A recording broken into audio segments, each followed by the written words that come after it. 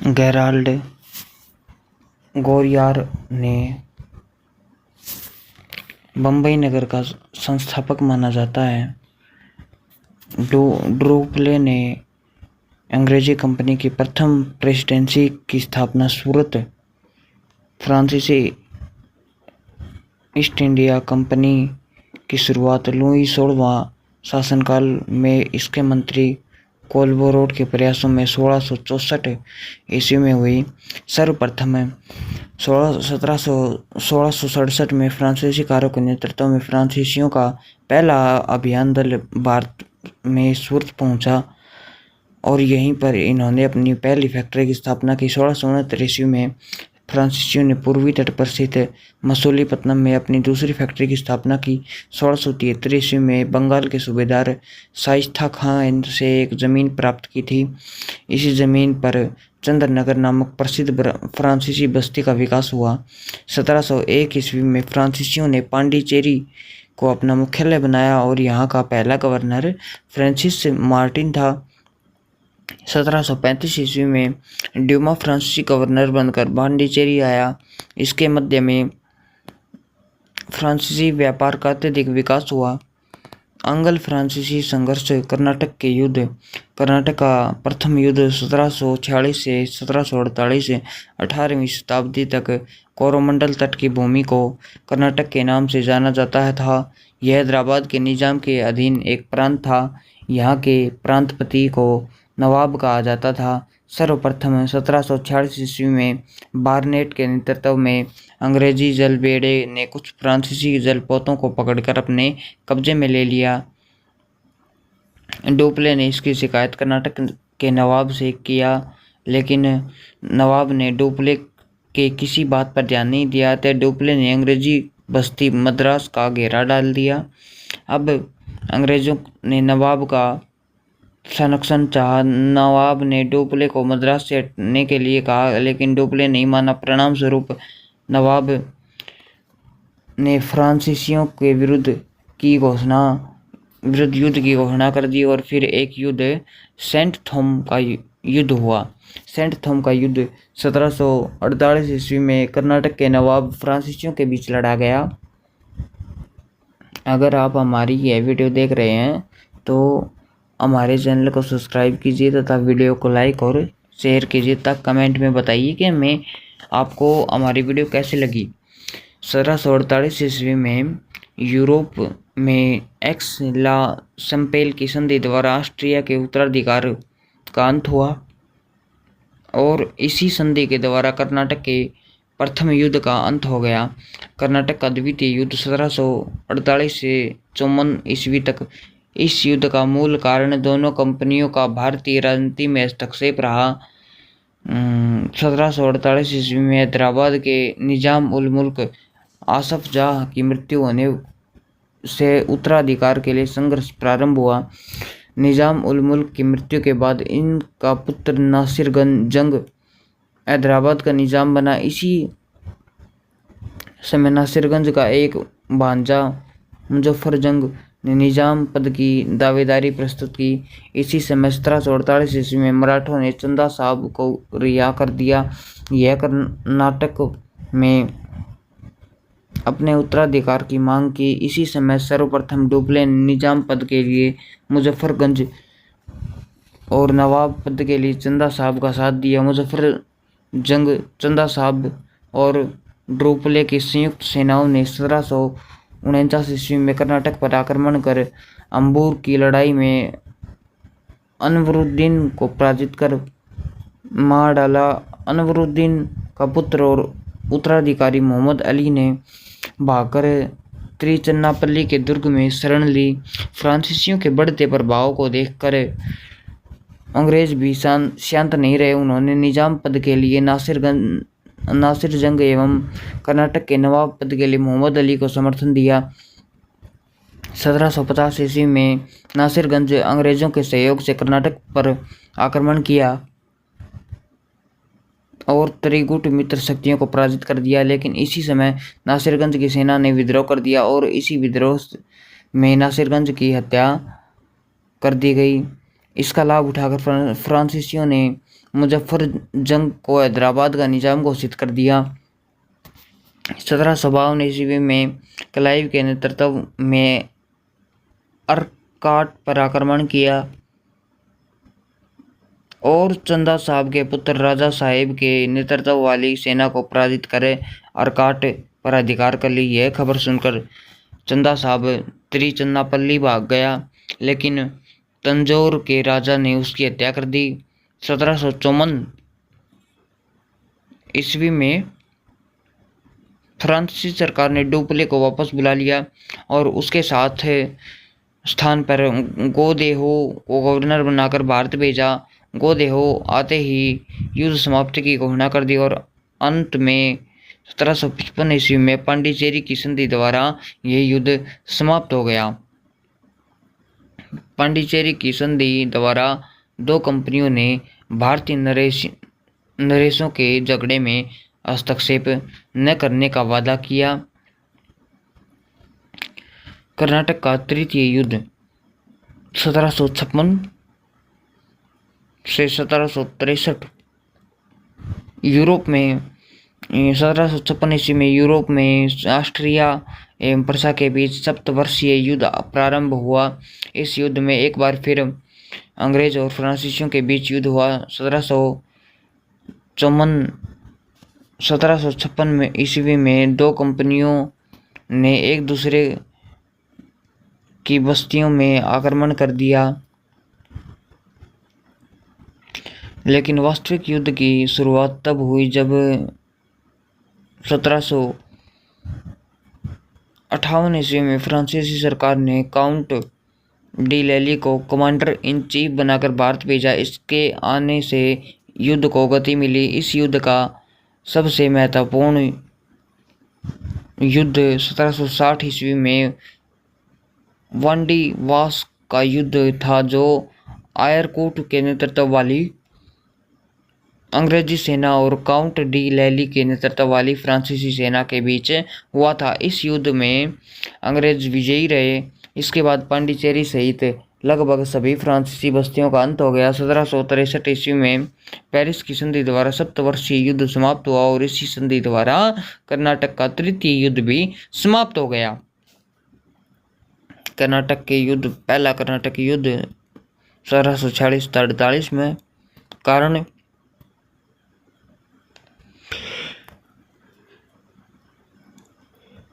ऑस्ट्रियाई उत्तराधिकार का प्रश्न व अंग्रेज एवं फ्रांसीसियों में अमेरिका में युद्ध समाप्ति। 1748 ईस्वी में एक्सला स्पेल की संधि द्वारा परिणाम क्या निकले? अंग्रेज व कर्नाटक के नवाब की पराजय। द्वितीय कर्नाटक युद्ध 1748 ईस्वी में दोनों कंपनियों द्वारा भारतीय राजनीति में हस्तक्षेप समाप्ति हुई। 1755 में पांडिचेरी की संधि द्वारा अंग्रेजों की अच्छी स्थिति रही। तृतीय कर्नाटक युद्ध 1756 से 1763, जिसको सप्तवर्षीय युद्ध के नाम से भी जाना जाता है, यह यूरोप का सप्तवर्षीय युद्ध है। 1763 की पेरिस की संधि द्वारा अंग्रेजों की विजय। तो ये देखिए भाई, बंगाल में अंग्रेजी प्रभुसत्ता। 1717 ईस्वी में मुर्शिद कुली खान बंगाल का सूबेदार बना। इसी समय से व्यावहारिक रूप में स्वतंत्र कार्य करने लगा। इसने ढाका के स्थान पर मुर्शिदाबाद को अपनी राजधानी बनाया। यह बंगाल का पहला नवाब था जिसने अंग्रेजों द्वारा दस्तक अधिकार पत्र का दुरुपयोग किया। 1727 ईस्वी में मुस्दी कुली खां की मृत्यु के पश्चात सिराजुद्दौला बंगाल का नवाब बना। यह अत्यंत न्यायप्रिय नवाब था जो 1732 ईस्वी में अलीवर्दी खां को बिहार का उप सूबेदार नियुक्त किया। 1739 ईस्वी में सिराजुद्दौला की मृत्यु के बाद इसका पुत्र सरफराज खां नवाब बना।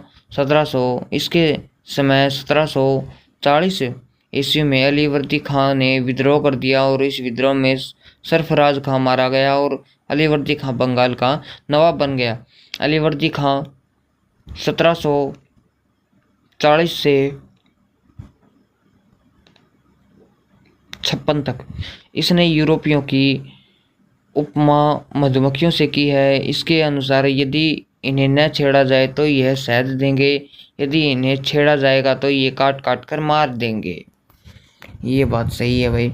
अलीवर्दी खां के कोई पुत्र न होने के कारण इसने अपनी सबसे छोटी पुत्री के पुत्र सिराजुद्दौला को अपना उत्तराधिकार नियुक्त किया। सिराजुद्दौला 1756 से 1757 ईस्वी तक सिराजुद्दौला का अंग्रेजों के साथ संबंध बिगड़ गए, क्योंकि अंग्रेजों ने नवाब के सत्रों को शरण दे रखी थी और नवाब के मना करने के बावजूद भी बस्तियों का दुर्गीकरण कर रहे थे।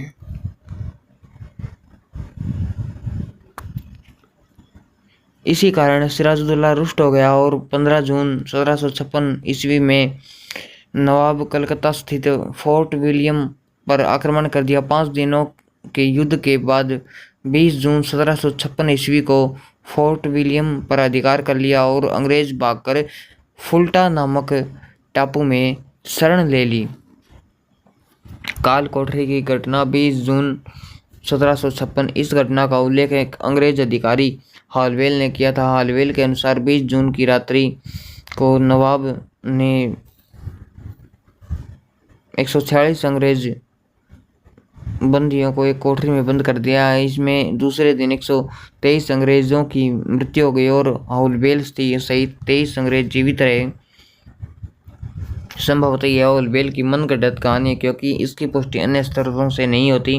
प्लासी का युद्ध 23 जून 1757 ईस्वी। प्लासी भागीरथी नदी के तट पर स्थित है। यह युद्ध क्लाइव की नेतृत्व वाली एक छोटी सी अंग्रेजी सेना और नवाब सिराजुद्दौला की 50,000 सेना के साथ हुआ।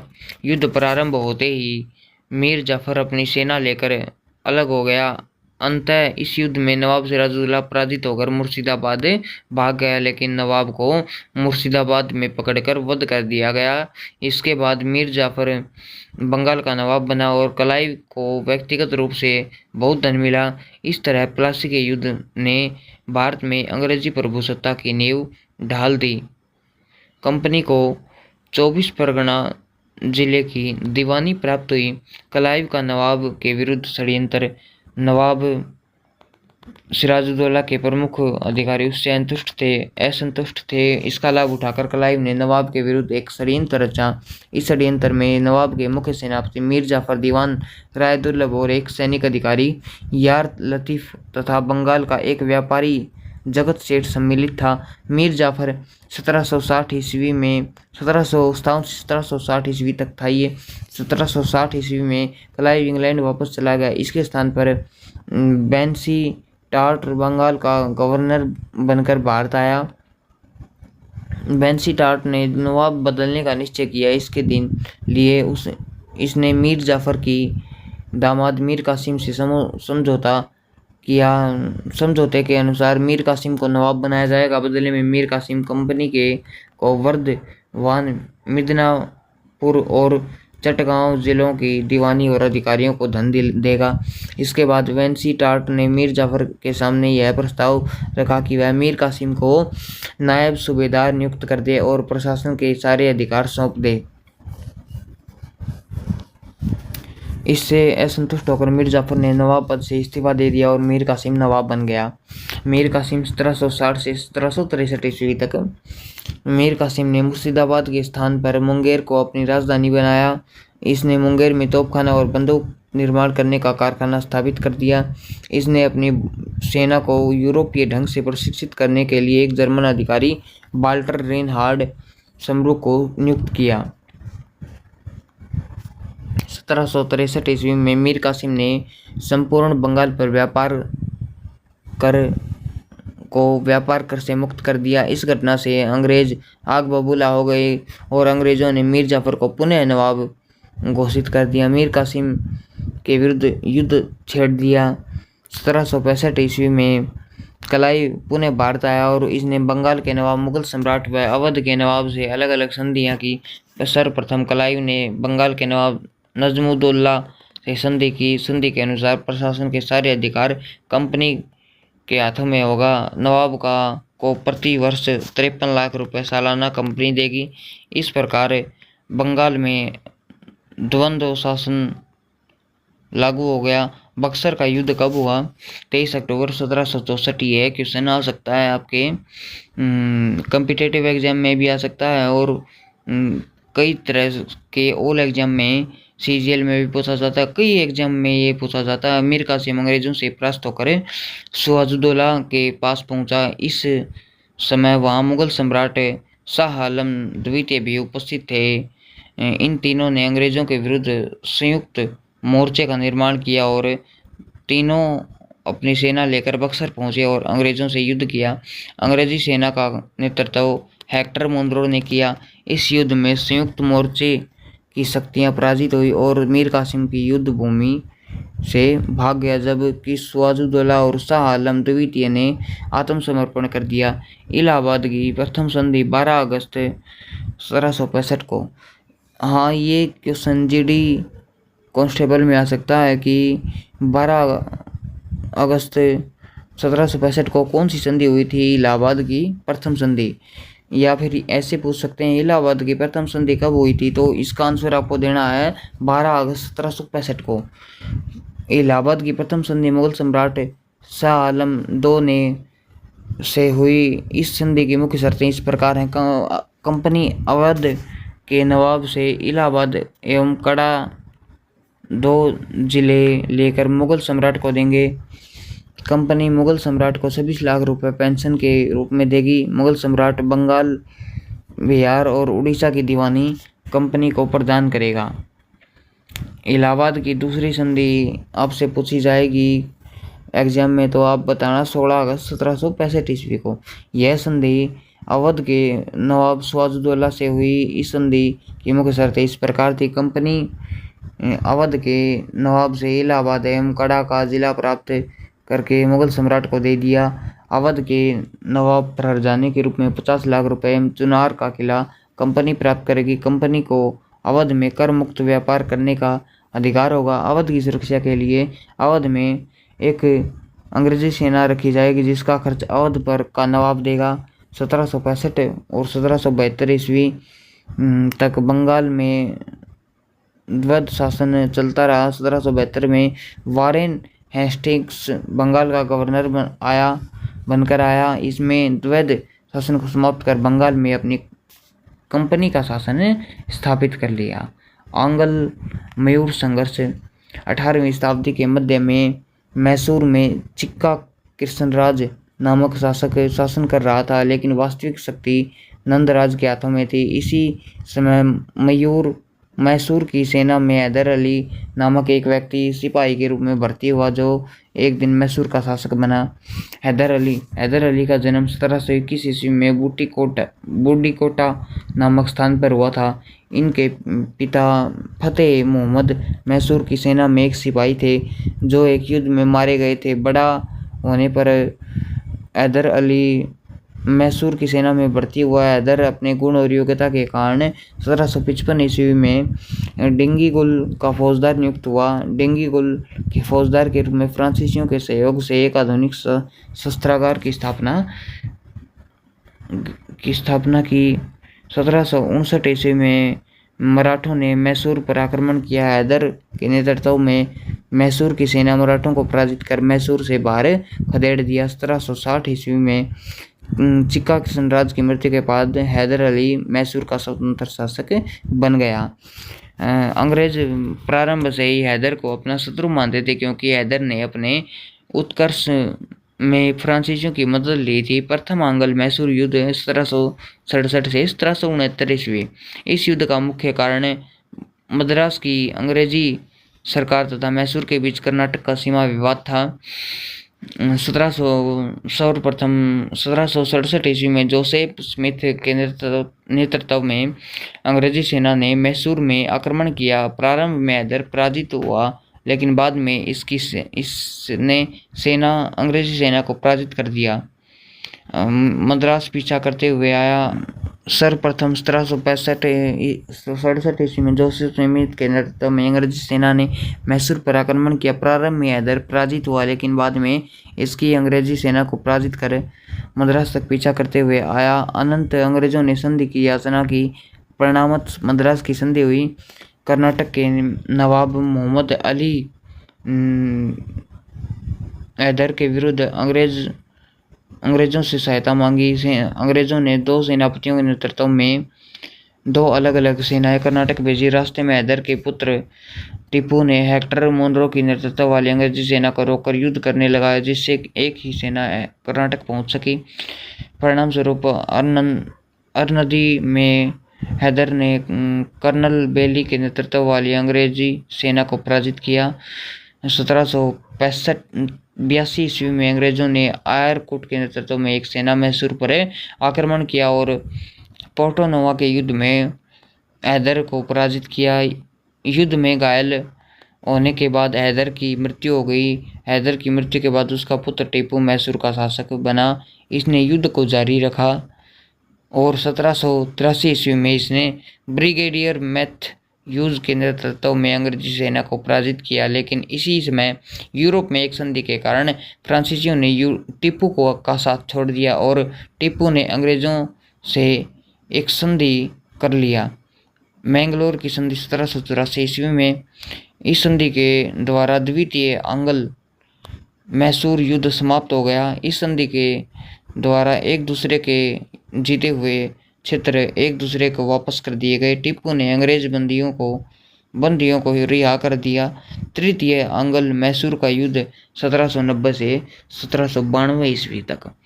इस युद्ध का तात्कालिक कारण आईकोटा और क्रेगानूर के 2 दुर्ग डचों से टीपू खरीदना चाहता था, लेकिन अंग्रेजों के मित्र राज्य त्रावणकोर ने खरीद लिया। इस कार्य से टीपू नाराज होकर त्रावणकोर पर आक्रमण कर दिया। इसी समय गवर्नर जनरल लॉर्ड कॉर्नवालिस ने मराठा तथा निजाम से संधि करके सम्मिलित रूप से मैसूर पर आक्रमण कर दिया। कॉर्नवालिस मैसूर के अनेक क्षेत्रों को जीतकर श्रीरंगपट्टनम को घेर लिया। बाध्य होकर टीपू ने अंग्रेजों से संधि कर ली। श्रीरंगपट्टनम की संधि 1792 ईस्वी में। इस संधि के द्वारा तृतीय आंग्ल मैसूर युद्ध समाप्त हो गया। इस संधि के द्वारा टीपू का आधा राज्य ले लिया गया, जिसे अंग्रेज, मराठी व निजाम आपस में बांट लिए। टीपू पर 3 करोड़ का हर्जाना लगाया गया। टीपू के पास धन न होने के कारण उसके 2 पुत्रों को कॉर्नवालिस के पास बंधक के रूप में रख दिया और टीपू की सेना को भी सीमित कर दिया गया। चतुर्थ आंग्ल मैसूर युद्ध 1799 ईस्वी में। इस युद्ध का कारण अंग्रेज governor general Lord Wellesley Tipu के पास सहायक संधि स्वीकार करने का प्रस्ताव भेजा, जिसे टीपू ने अस्वीकार कर दिया। परिणामत रूप 1799 ईस्वी में लॉर्ड वेलेजली ने मैसूर पर आक्रमण कर दिया। वेलेजली ने टीपू के अनेक क्षेत्रों को विजित करते हुए श्रीरंगपट्टनम के दुर्ग को घेर लिया। टीपू अंग्रेजों से युद्ध करते हुए दुर्ग के द्वार पर ही मारा गया और मैसूर अंग्रेजों के नियंत्रण में आ गया। अंग्रेजों ने बौद्धार वंश के 2 वर्षीय बालक कृष्णराज को मैसूर का शासक घोषित किया और इसे सहायक संधि स्वीकार कराकर मैसूर पर अपना प्रभाव स्थापित कर लिया। 1834 ईस्वी में विलियम बेंटिक ने मैसूर को जीतकर अंग्रेजी साम्राज्य में मिला लिया। तो दोस्तों, आपको हमारी ये वीडियो कैसी लगी हमें कमेंट करके ज़रूर बताइए, और अगर आप हमारे चैनल पर नए हैं तो हमारे चैनल को सब्सक्राइब जरूर कीजिए और बेल आइकन को भी दबा लीजिए, जिससे कि हमारे हर नोटिफिकेशन आपके पास पहुंचते रहे और ये एजुकेशन वीडियो आपके पास पहुंचे। तो हम इस चैनल पर बनाते हैं जो यूपीएससी प्रिपरेशन के लिए जो सिलेबस दिया हुआ है उसी की हम वीडियो बनाते हैं। ये है हमारी आधुनिक भारत का इतिहास की, और कुछ नहीं है, आधुनिक भारत का इतिहास। तो ठीक है दोस्तों, हमारे चैनल सचिन स्टडी मटेरियल 1000 को सब्सक्राइब कीजिए आप। धन्यवाद।